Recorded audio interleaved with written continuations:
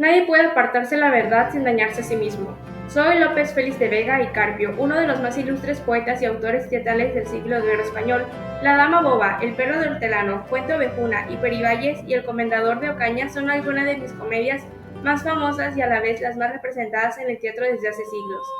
Me apodan el Fénix de los Ingenios por haber escrito más de 1500 comedias. Nací el 25 de noviembre de 1562 en Madrid. A los 5 años ya leí en latín y en castellano. A los 10 años me marché a Madrid donde comencé mis estudios en el prestigioso Colegio Imperial. Cuando cumplí los 12 años comencé a escribir comedias y se me atribuye que la primera pudo ser conocida como El verdadero amante, ya que hubo una afirmación en la obra en la dedicatoria a mi hijo, pero luego con el pasar de los tiempos sufrí algunas modificaciones después de la primera edición. Con 15 años abandoné el colegio e ingresé a la Universidad de Alcalá de Henares. Para cursar el bachillerato y tras la muerte de mi padre empecé a mostrar mis facetas más aventureras, al huir de casa con mi amigo Hernando Muñoz.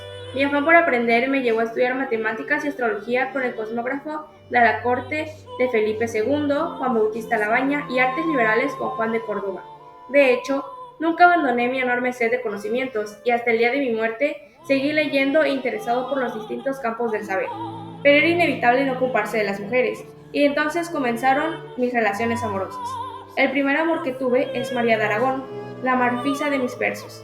María era la hija de un panadero y yo me enamoré de ella en 1580.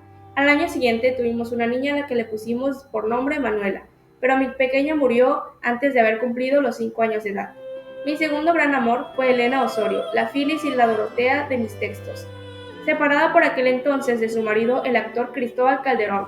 Mientras tanto, yo entablé una apasionada relación con ella que duró 4 años. Le pagué a Elena todos sus caprichos y escribí obras teatrales para su padre, el empresario teatral Jerónimo Velázquez. Pero cuando mi amada enviudó, me abandonó para casarse con el noble Francisco Perenor Granvela. Despachado y escribí en contra de Elena unos libros en latín burlesco titulados Inductor Damianum Velázquez, sátira prima, la primera sátira de Damián Velázquez. Finalmente acabé en prisión por difamar a Elena, pero lejos de retractarme decidí en mis actos y por ello fui desterrado 8 años de la corte y 2 del reino de Castilla, con el agravante de pena de muerte si desobedecía la sentencia. Decidí entonces vengarme vendiendo mis comedias a un empresario llamado Porres, y años más tarde recordaría mis amores con el Elena Osorio, en mi novela dialogada La Dorotea. Sin embargo, por entonces ya me había enamorado de otra mujer, Isabela de Alterete, y Urbina, Belisa de mis poemas, hija del pintor del rey Dingo de Urbina, con quien me casé el 10 de mayo de 1588 tras raptarla con su consentimiento. Con ella tuve a mi hija Antonia. Mi vida amorosa fue de hecho muy intensa. Incluso después de haber sido ordenado sacerdote ya en mi vejez en 1614, entre muchos amantes pueden enumerarse Marina de Aragón, la actriz Micaela Luján, con la que tuve 4 hijos, entre ellos mi hijo Lope Félix y Marta de Nevares, conocida literariamente como Amabilis, y Marcial Lertonal. Me enrolé en el ejército como soldado, participé en 2 expediciones militares, la conquista de Isla Terceira en los Azores en 1583, al mando de don Álvaro Bazán y en la Gran Armada enviada por Felipe II, para conquistar Inglaterra. Asimismo trabajé como secretario del Marqués de Malpica y del Duque de Alba. Pero la desgracia no tardaría en llamar a mi puerta. Poco antes de que se cumplieran 8 años de mi destierro, de mi condena, murió mi hija Antonia, y poco después mi esposa al dar a luz a mi otra hija Teodora, que al tiempo después también falleció. Finalmente, en diciembre de 1595, cumplidos ya los 8 años de mi destierro de la corte, regresé a Madrid donde no pude evitar volver a Andas. En Villa y Corte tuve muchos más de arcados por motivos amorosos. Volví a casarme en 1598 con Juana de Vivardo, hija de un rico comerciante. En 1605 terminó Jerusalén conquistada y Perivalles y el comendador de Ocaña. 2 años después, en 1607, cuando contaba con 45 años de edad, entró al servicio de don Luis Fernández de Córdoba, Lucilo, sexto duque de Cesa, como su secretario personal. Me convertí así en su gran amigo y protegido. El poeta alquiló entonces en la casa de la calle Júgar, en Madrid, donde escribió la segunda parte de las comedias y Arte Nuevo para hacer comedias. Sumida en la profunda crisis existencial, en enero de 1610 ingresé a la Congregación de Esclavos del Santísimo Sacramento y en septiembre compré la casa de la calle Francos, hoy calle Cervantes, donde viví hasta mi muerte.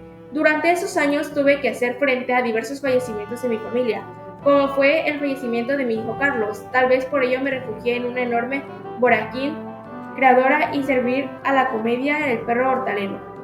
En 1614 fui ordenado sacerdote. El 29 de mayo de ese mismo año oficié mi primera misa en la iglesia San Hermenegildo en Madrid, pero a pesar de mi ordenación sacerdotal, no renuncié en ningún caso al amor mundano. En 1616 inicié una relación con Marta de Nevares, una mujer que estaba casada con un comerciante. De esa época son mis obras Lo fingido verdadero y El caballero de Olmedo, entre otras. Pero la desgracia no parecía darle tregua. Marta se quedó ciega. Lo fue muy duro, un golpe muy duro para mí. Ni siquiera mi nombramiento como capellán mayor de la Congregación de Caballeros de Gracia en 1628 evitó que viviera una profunda angustia para la enfermedad de mi amado. Nada que esto impidió, sin embargo, que siguiera escribiendo a un buen ritmo obras inmortales como Rimas humanas y divinas, en las que se incluye mi famoso Catamonía. A pesar de todo, siempre me caractericé por ser un hombre liberal, desordenado en todos los aspectos, ya que la realización de mis obras no se escapó de estos rasgos. A pesar de esto y de ser desorganizado, existen más de 80 escritos que fueron obras muertas y forman hoy en día parte de la literatura. Todo giraba alrededor de la trama. Esto se debe a que mi objetivo era entretener al teatro para la época que se había convertido en un gran entretenimiento para toda la audiencia. Algunas de mis obras populares fueron Cuento Ovejuna, El perro de hortelano, La dama boba, El caballero de Olmedo, El castigo sin vergüenza, Perillo Valles y El comendador de Ocaña, entre muchas otras. La mayoría de mis obras están en versos y en prosas. Además, tiene un estilo elegante y un lenguaje con complejidad para que el lector, el cual advierte su lingüística brillante.